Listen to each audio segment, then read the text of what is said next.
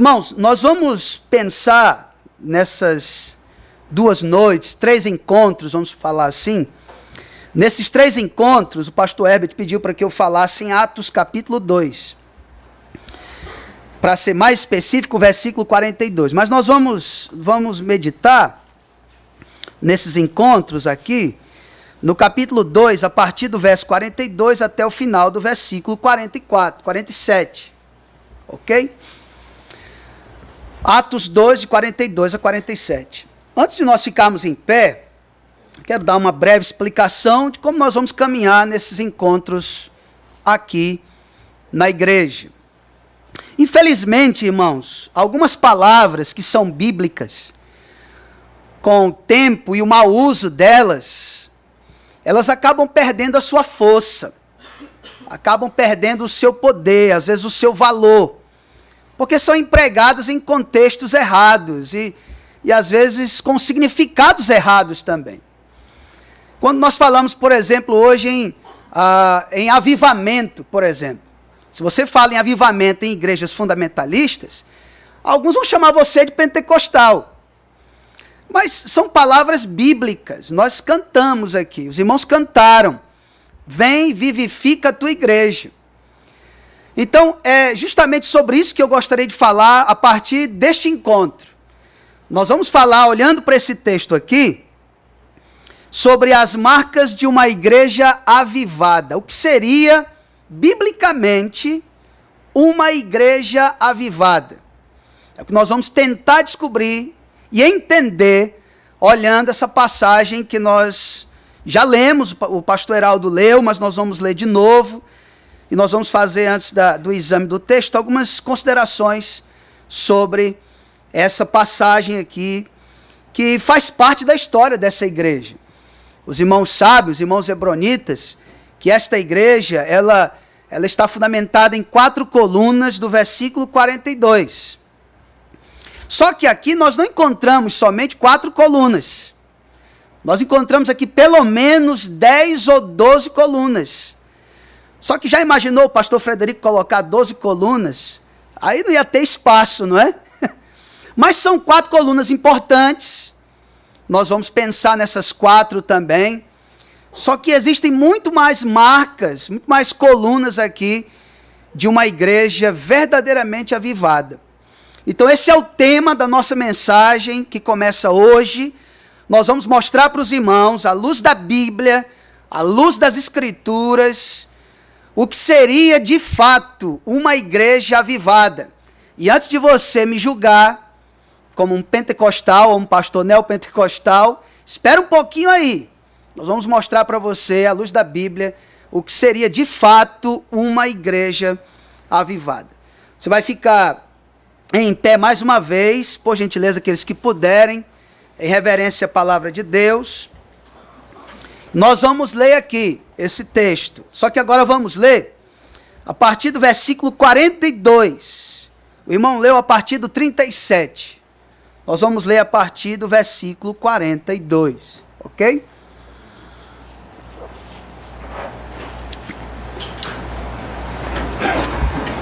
Quando a gente fica um bom tempo sem aparecer, nós vamos vendo algumas mudanças, né? Irmãos novos que estão aqui, que eu não conheço, vou ter o privilégio de conhecer. Os que já estavam aqui mudaram, né? Estão diferentes e tudo. Eu também, vocês observaram, né? Eu mudei. E uma das piores coisas quando você fica muito tempo sem aparecer onde você morou, onde foi criado, é quando você volta, aí a pessoa diz assim: o senhor está ficando velho, né? Mas isso é bom, porque está ficando velho porque ainda não está, não é? Que bom. Ou quando não, dizia assim: está ficando gordo, né? Está ficando gordo também é bom, porque ainda não estou gordo, né? Estou caminhando para lá. Mas o tempo vai passando. A Amanda já está com 12 anos e ela tem nos ajudado bastante lá também no trabalho, mas é bom ver essa mudança, né? Com o tempo, mas tem uma coisa que não muda, irmãos, durante o tempo, é a palavra de Deus, né? Ela permanece a mesma e vai permanecer para sempre. Nós vamos mudar, somos sujeitos a mudanças, mas a Bíblia, ela é a mesma para sempre. Então vamos lá, vamos ler Atos 2, 42 a 47. Diz assim: E perseveravam na doutrina dos apóstolos, na comunhão, no partir do pão e nas orações. Em cada alma havia temor, e muitos prodígios e sinais eram feitos por intermédio dos apóstolos. Todos os que creram estavam juntos e tinham tudo em comum. Vendiam as suas propriedades e bens, distribuindo o produto entre todos, à medida que alguém tinha necessidade. Diariamente perseveravam unânimes no templo, partiam pão de casa em casa e tomavam as suas refeições com alegria e singeleza de coração, louvando a Deus e contando com a simpatia de todo o povo.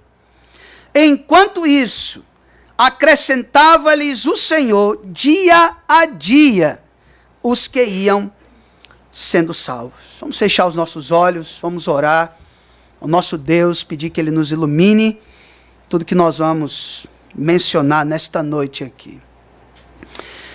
Pai amado, nós te agradecemos pelo privilégio que temos de nos debruçar sobre a Tua palavra. O privilégio que temos, ó Deus, de examinar a Tua palavra, de olhar a Tua palavra e verificar o que o Senhor tem para nós como lições. Queremos aprender um pouco mais de Ti. Queremos sair daqui, Senhor, melhores do que entramos. Bem mais próximos do Senhor do que estávamos. E que o Espírito Santo nos ilumine em tudo o que nós vamos cantar, em tudo que nós vamos ensinar, tudo que vamos fazer nesta noite. Ajuda-nos, Senhor. Precisamos de Ti. Somos fracos.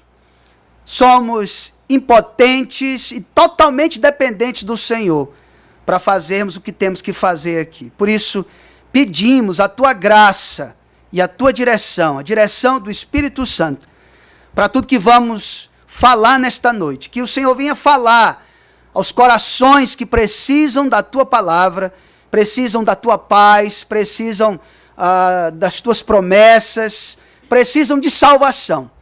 Que o Senhor esteja fazendo com que essa palavra possa seguir o curso que o Senhor determinar. Muito obrigado a Deus por tudo. E o privilégio que o Senhor nos dá de estarmos aqui mais uma vez, em nome de Jesus. Amém. Podeis sentar. Hoje em dia se ouve muita palavra avivamento, não é? Que lá você escuta pela televisão, pelo rádio, mas não quer dizer que o cenário que esteja aí seja de um avivamento. Então, ouvimos falar sobre avivamento, pessoas avivadas, crentes avivados, igrejas avivadas, mas isso não quer dizer que o cenário que existe hoje, o cenário evangélico hoje, no Brasil, por exemplo, que é o nosso caso, seja de um avivamento. Nós não temos um avivamento no Brasil. Infelizmente, existe muita ignorância sobre esse assunto. Por exemplo, para muitos evangélicos, o que seria uma igreja avivada? Se você sair fora aí e perguntar para as pessoas evangélicas o que é para você uma igreja avivada, a maioria delas vão dizer: uma igreja avivada é uma igreja onde as pessoas pulam, saltam, rodopiam, né? Gritam, falam em línguas estranhas, onde tem o reteté, que eles dizem, né? Tem um reteté, o pessoal sapateia, faz e acontece. Isso é uma igreja avivada para a maioria dos evangélicos hoje. Mesmo evangélicos que vieram de igrejas históricas, igrejas tradicionais, igrejas fundamentalistas e abraçaram outros movimentos. Para eles, isso é ser avivado, isso é ter uma igreja avivada. A igreja em Jerusalém, nos primeiros anos dela, é o que nós podemos chamar de uma igreja avivada. Você quer um modelo de um verdadeiro avivamento? Você tem aqui nesse texto que nós acabamos de ler. Você quer um modelo de uma igreja avivada? Você tem aqui nesse texto que nós acabamos de ler. E é isso que nós devemos almejar, irmãos, como igreja do Senhor Jesus. Foi isso que os irmãos e as irmãs do coral cantaram, pedindo em forma de oração ao Senhor: vivifica a tua igreja. Foi o que os irmãos acabaram de orar, cantando. Senhor, vivifica a tua igreja, sem a tua graça, ela murcha. Nós precisamos buscar isso, irmãos, como igreja. Sermos cada vez mais avivados no sentido bíblico da palavra. Mas antes de mostrar para os irmãos, que é o que nós vamos ver aqui, antes de mostrar para os irmãos as marcas, vou falar assim, as marcas de uma igreja avivada, nós vamos fazer algumas considerações hoje à noite sobre esse texto aqui. Ok? Sobre essas marcas que nós vamos mencionar aqui, que vocês já com certeza já desconfiam quais sejam essas marcas, né? Você tem aqui, por exemplo, as que vocês já conhecem. A doutrina dos apóstolos, comunhão, partir do pão, orações, o temor do Senhor, os prodígios, sinais, a cooperação entre os irmãos, a presença de todos no templo, etc, etc. Então você tem aqui marcas de uma igreja avivada. Mas antes da gente pensar nessas marcas, antes de mostrar essas marcas aqui, eu gostaria de fazer pelo menos hoje à noite 5 considerações sobre essas marcas. Primeira coisa, essas marcas não indicam perfeição. Por mais que sejam muitas. Né? Você conhece aqui. Essas marcas, vou colocar aqui 10, 12 marcas, talvez a gente fale das 12, mas essas marcas aqui, elas não indicam perfeição. O fato da igreja em Jerusalém ser uma igreja perseverante na doutrina, na oração, na ceia, na comunhão, no temor do Senhor, esta igreja não era uma igreja perfeita. Não era. Se você notar aqui no livro de Atos, nos primeiros capítulos de Atos, por exemplo, no capítulo 5, que também faz parte do início da história da igreja em Jerusalém.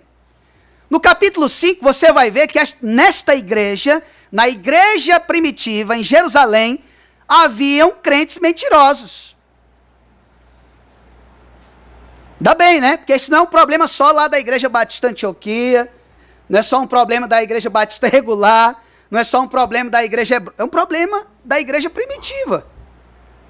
Lá naquela igreja, haviam crentes mentirosos. Você conhece a história de Ananias e Safira. Eu não estou dizendo aqui que Ananias e Safira não eram salvos. Não estou dizendo isso. Eu acredito que eles eram. E a prova de que eles eram salvos é que eles foram disciplinados pelo Senhor. Deus tratou o problema com eles. Mas havia mentira na igreja em Jerusalém, mesmo com todas essas qualidades aqui. Se você andar também um pouquinho aqui no capítulo 6, você vai encontrar crentes da igreja em Jerusalém que eram murmuradores, reclamões. Eles reclamaram no capítulo 6, porque nem todas as viúvas estavam sendo assistidas com alimentos, com roupas, etc. Se você notar no capítulo 6, Lucas vai dizer isso. Ora, naqueles dias, multiplicando-se o número dos discípulos, mais de 3.000 discípulos, houve murmuração dos helenistas contra os hebreus, porque as viúvas deles estavam sendo esquecidas na distribuição diária. Começou uma confusão ali. Tem gente assim, melindrosa, que quando esquece dela, fica triste, decepcionada. Ela gosta de ser reconhecida, ela não pode ser esquecida jamais. É difícil, mas existe gente assim nas igrejas, por mais qualificadas que sejam, por mais que tenham qualificações como a igreja em Jerusalém, não são perfeitas. Então você vai encontrar uma igreja cheia de qualidades, mas não uma igreja perfeita. Mentira, murmuração. Se você andar também mais um pouquinho no capítulo 8, você vai encontrar a igreja de Jerusalém cheia de preconceitos. Racismo lá em Jerusalém. E o racismo não era da parte de membros comuns da igreja, era da parte dos líderes da igreja. Ontem o pastor falou aqui da história do eunuco, de Filipe. Filipe foi para Samaria, dirigido pelo Espírito Santo, porque ali havia um grande avivamento. E de fato estava acontecendo um grande avivamento. E naquele lugar um eunuco se converte, é batizado, volta para sua casa, feliz, alegre, evangelizando por onde ele passa. por onde ele passa. Mas é interessante essa história, por quê? Porque o mesmo evangelista que prega para o eunuco, que batiza o eunuco, e o eunuco se converte, é o mesmo que prega para Simão, que batiza Simão e ele se converte. Então observa que a salvação não está na água, não tem virtude na água do batismo. Não salva. Não existe virtude também no pregador. Porque o mesmo pregador que pregou para Filipe, pregou para Simão. Então não faz diferença nenhuma. Então você vai encontrar uma igreja no meio de um avivamento em Samaria, que tinha pontos positivos, mas tinha pontos negativos também. Então você vai encontrar no capítulo 8 uma igreja preconceituosa e racista.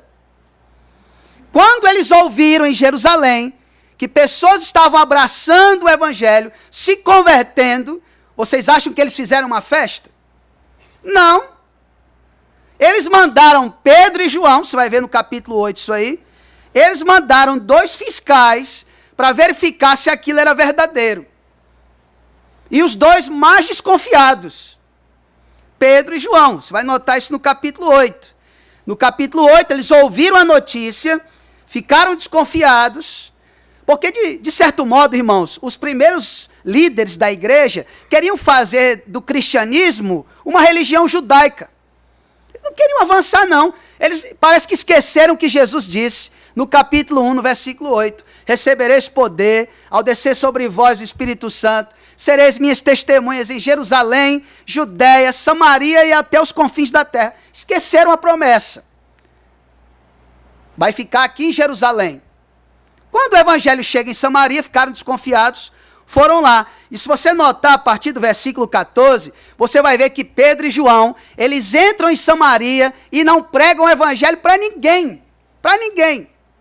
Somente depois que eles vão fazer uma averiguação, de fato, o que aconteceu ali. Quando eles verificam que de fato o Espírito Santo veio sobre Samaria, aí que você vai ver no versículo 25, eles voltam pelas aldeias pregando a palavra de Deus.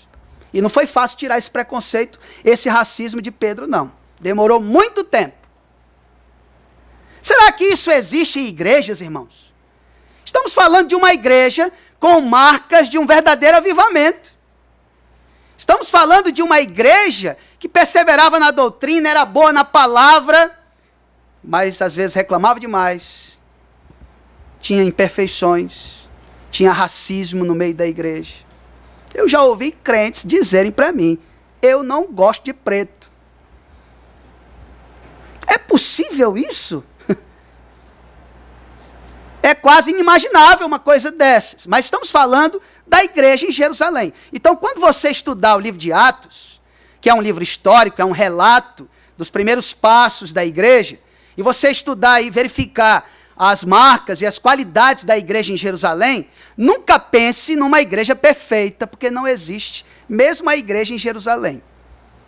A igreja em Jerusalém, ela era no máximo uma igreja ideal, uma igreja modelo, mas nunca uma igreja perfeita.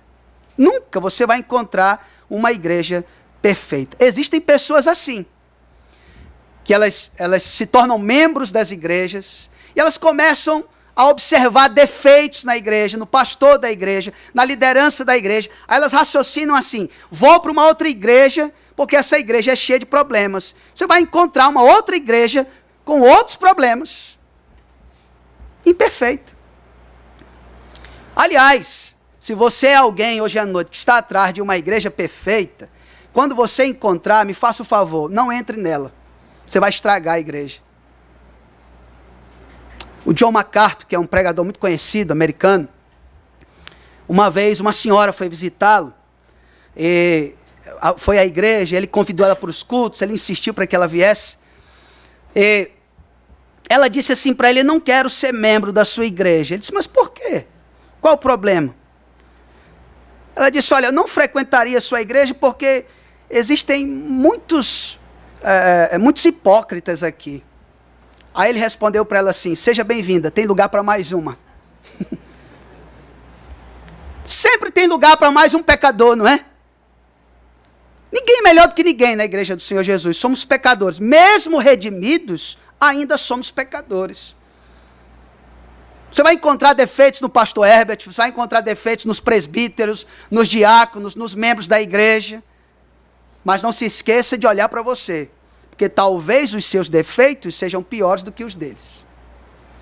Então, o fato dessa igreja, o fato da igreja em Jerusalém ter marcas de uma igreja avivada, não significa que ela era uma igreja perfeita. Não era.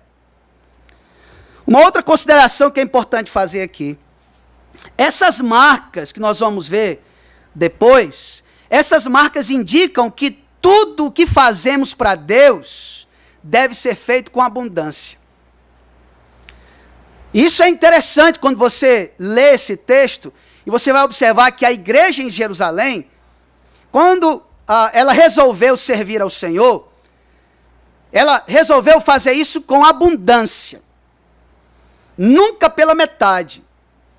Nós nunca devemos servir a Deus pela metade, aos pedaços. Mas o que nós nos propomos a fazer para Deus, irmãos, vamos fazer bem feito. Vamos fazer bem feito. Se você notar no versículo 43, por exemplo, tem umas palavras aí que a gente gostaria de destacar, que eu gostaria de destacar com você. Se você quiser sublinhar, pode sublinhar, se quiser anotar, pode anotar, mas existem algumas palavras aqui que indicam que esses irmãos, tudo que eles faziam para Deus, faziam com abundância. Por exemplo, uma palavra que se repete muito aí é a palavra muitos. Muitos. No versículo 43, o texto diz assim: em cada alma havia temor e muitos, tudo em abundância. Uma outra palavra também que nós encontramos com frequência nesse texto e no capítulo 2, por exemplo, no versículo 44, é a palavra tudo. Todos os que creram estavam juntos e tinham tudo em comum. É tudo em abundância, tudo sobrando. Muitos, tudo. No versículo 46, por exemplo, tem uma palavra que também indica essa abundância, é a palavra diariamente. Não é um dia sim, outro não. Não é 15 dias, depois mais, não. Diariamente, todos os dias, todos os dias. No versículo 47, você encontra a palavra dia a dia, não é? Dia a dia. Dia a dia, muitos, tudo diariamente. Era assim que eles viviam para o Senhor. E era assim que o Senhor Jesus vivia para Deus. Lembra quando Jesus cura um homem que ele era gago e era surdo, em Marcos capítulo 7. E as pessoas testificam do milagre. E a Bíblia diz que eles ficaram maravilhados com o que Jesus fazia. Sabe qual foi o testemunho que Jesus tirou da boca desses homens? O texto lá diz, no versículo 37, de Marcos 7, tudo ele tem feito esplendidamente bem. Sinceramente, o que você faz para Deus é esplendidamente bem feito? Quando é marcado alguma coisa na igreja, você chega pontualmente? Uma das coisas que nós, como líderes, temos que enfrentar nas igrejas hoje é isso. Falta de pontualidade. Ou coisa terrível. Eu não gosto que ninguém fique me esperando. Eu fico mal quando tem alguém me esperando. Mas pontualidade na igreja. Pontualidade. Isso está em falta, irmãos. Compromisso. Fazer a coisa bem feita, não fazer bem feito. É por isso que às vezes, infelizmente, eu não gostaria que fosse assim. Por isso que às vezes, pastor Herbert vai me entender, mas por isso que às vezes a gente quer fazer, em vez de deixar os outros fazerem. Porque às vezes a pessoa não tem compromisso, não tem pontualidade, não faz bem feito, faz de qualquer jeito a relia. Esses irmãos em Jerusalém, eles faziam tudo com abundância, como Jesus fazia. Você tem feito assim? Essas marcas também, irmãos, indicam que é importante como igreja a participação de todos em tudo. Esse é um outro problema. Quando a igreja se propõe a fazer alguma coisa, né? A liderança da igreja, um dos papéis da liderança da igreja é promover o serviço. E às vezes a gente é mal compreendido nessa área. Por quê? Porque tem pessoas que vão pensar que o pastor é preguiçoso, ele não quer fazer nada, né? Ele já está distribuindo o serviço e tal. Mas uma das funções que nós temos como líderes, qual é? É dividir a carga. É promover o serviço. É deixar que os outros façam também. Para que você seja recompensado pelo Senhor. Para que você também seja abençoado pelo Senhor. Para que você possa crescer como crente, como filho de Deus, como filha de Deus. Os irmãos em Jerusalém, você vai notar aí nos versículos 43, 44 até o 46, havia uma participação de todos em tudo. Em tudo. Por exemplo, no versículo 43, o texto diz assim, ó. Olha essa expressão usada aqui. Em cada alma. Não ficou ninguém de fora. Em cada alma. Todos estavam envolvidos no temor do Senhor. Todos, em cada alma. O Espírito Santo não precisa exagerar para convencer ninguém da verdade. Porque isso seria mentira.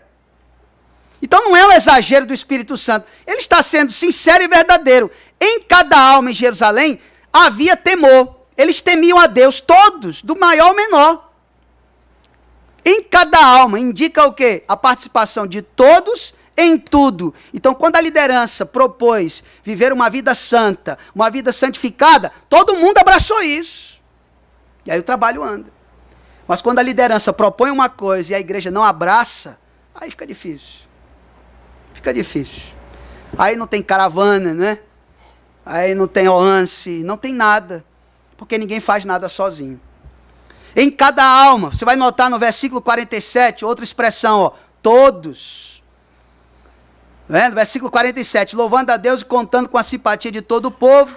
O versículo 45 diz assim, ó, vendiam suas propriedades, bens, distribuindo produto entre todos, à medida que alguém tinha necessidade.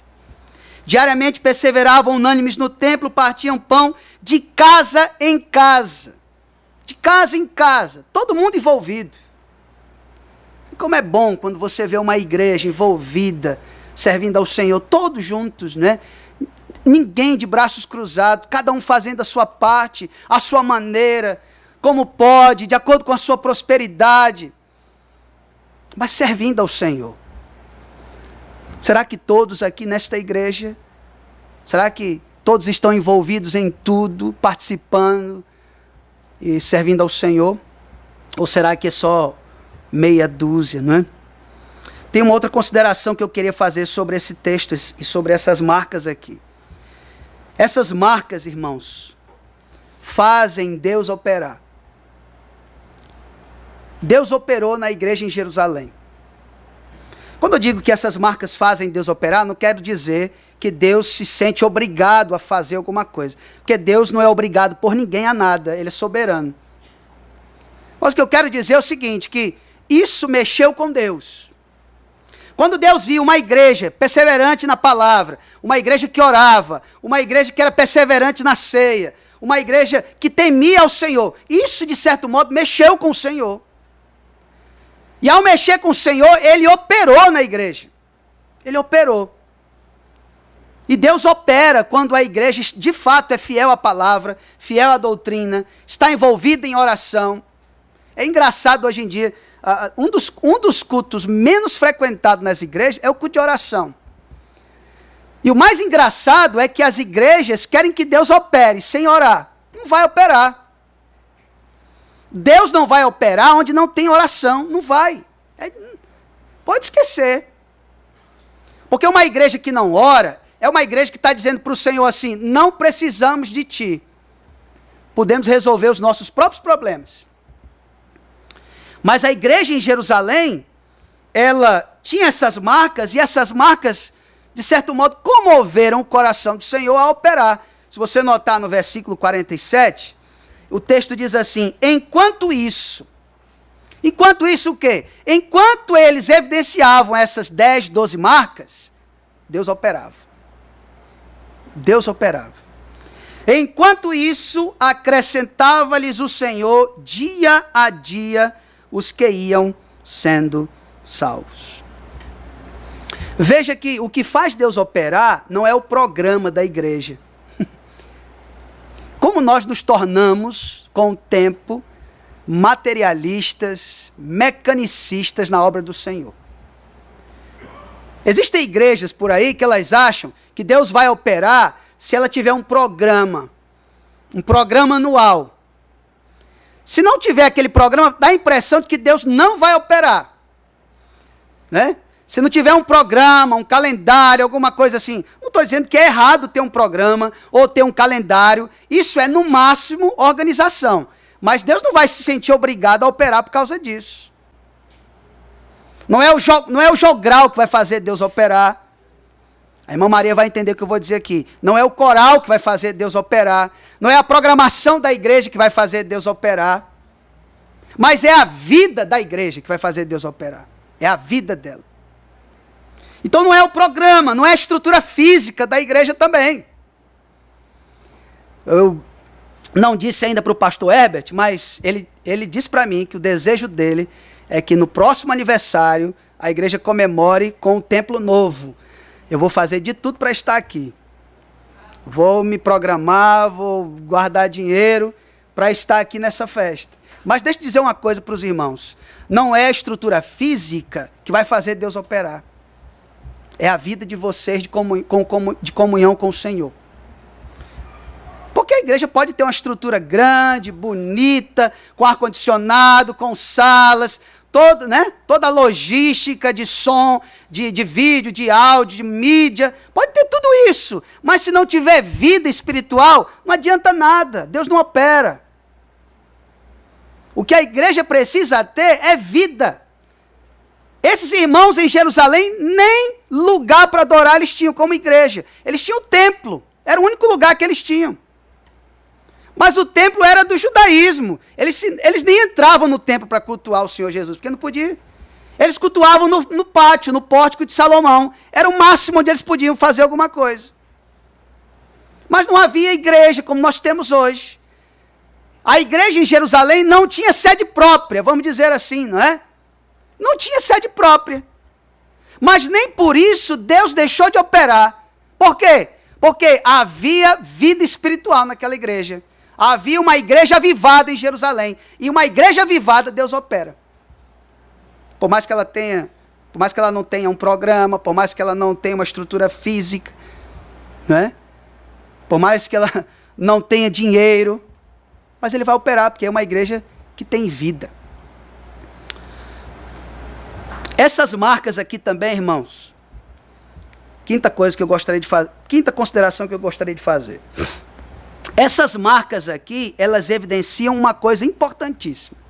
E sem isso aqui, pode esquecer.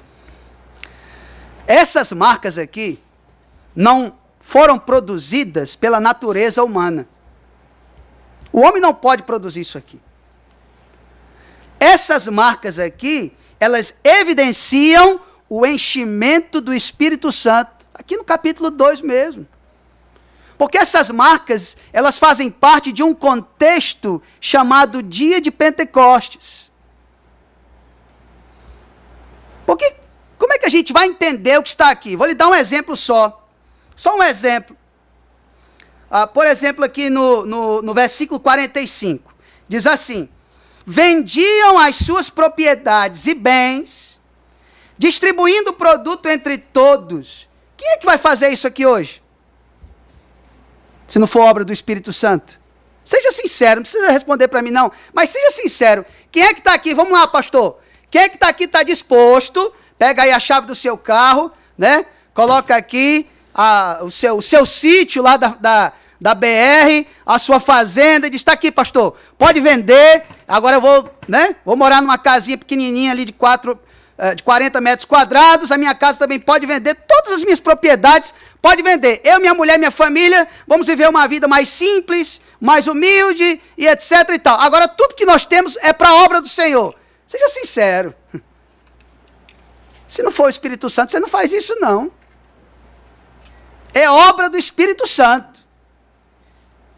Porque a nossa natureza, ela é egoísta, ela é cheia de si.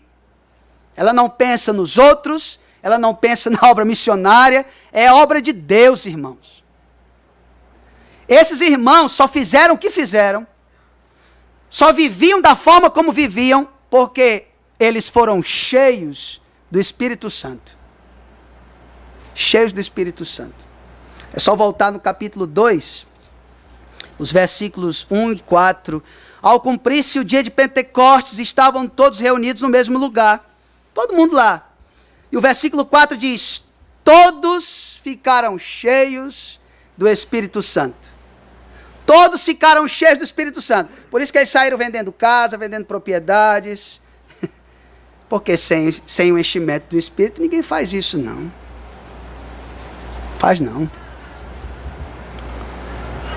Então, antes de nós olharmos essas marcas, é importante fazer essas considerações. Você vai olhar para as marcas da igreja em Jerusalém, você vai ver que essa igreja era uma igreja ideal, uma igreja modelo, mas não era perfeita. Ou seja, essas marcas não indicam perfeição. Então, se você está atrás de uma igreja perfeita, você nunca vai encontrar. Aliás, tem uma maneira de você encontrar, é morrendo. No céu existe uma igreja perfeita, a igreja triunfante. Mas enquanto formos uma igreja militante, você vai encontrar pastores com defeitos, diáconos com defeitos, membros com defeitos. Não tem É assim, somos humanos. Essas marcas também, elas indicam que tudo que nós fazemos para Deus deve ser feito com abundância. Você vai observar que tudo que eles faziam era com abundância, tudo, né? Diariamente, a cada dia, como o Senhor Jesus fez tudo de maneira abundante. Essas marcas indicam também que é importante, como igreja, a participação de todos em tudo. Eles estavam envolvidos na obra, ninguém queria ficar de fora no serviço, cada um dando a sua participação, a sua parcela. Essas marcas fazem com que Deus opere. Queremos que Deus opere nessa igreja, que Ele continue operando nesta igreja, né? E que a história dessa igreja seja sempre bonita como tem sido até aqui, que o Senhor continue derramando bênçãos aqui, mas essa igreja precisa continuar sendo uma igreja de oração. Isso não é fácil, é difícil. Essa igreja precisa perseverar na doutrina, não pode abandonar os fundamentos da fé. Então, não é tão simples assim, mas Deus opera quando isso acontece.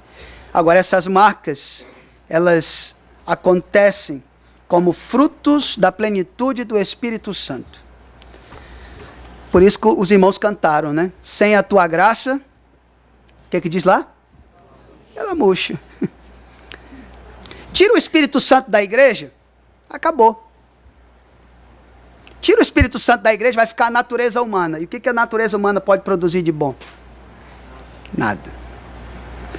Se você tira o Espírito Santo da igreja, acabou. A igreja vai se resumir a uma comunidade de pessoas e nada mais. Ela não vai ser mais a noiva de Cristo, ela não vai ser mais um organismo vivo. Né? Acabou. Tira o Espírito Santo da sua vida, acabou você. O próprio Jesus disse em João 15:5, sem mim nada podeis fazer. Você não é ninguém sem o Espírito Santo. Você não é nada sem o Espírito Santo. A história desta igreja se acaba sem a presença, a plenitude e o poder do Espírito Santo. Amém? Pai querido, nós te agradecemos por essa noite. Muito obrigado pela tua palavra. Muito obrigado, a Deus, pela vida e a história desta igreja. Te louvamos, ó Deus, pela igreja em Jerusalém. Uma igreja com tantas qualidades, uma igreja ideal, modelo, mas não era perfeita. Como nós não somos perfeitos. Amamos a igreja Hebron, uma igreja tão amável, tão acolhedora, tão irmã, mas não é uma igreja perfeita. Precisamos entender isso. Ó Pai, ajuda-nos a darmos tudo que temos para o Senhor. E fazermos tudo com abundância para o Senhor.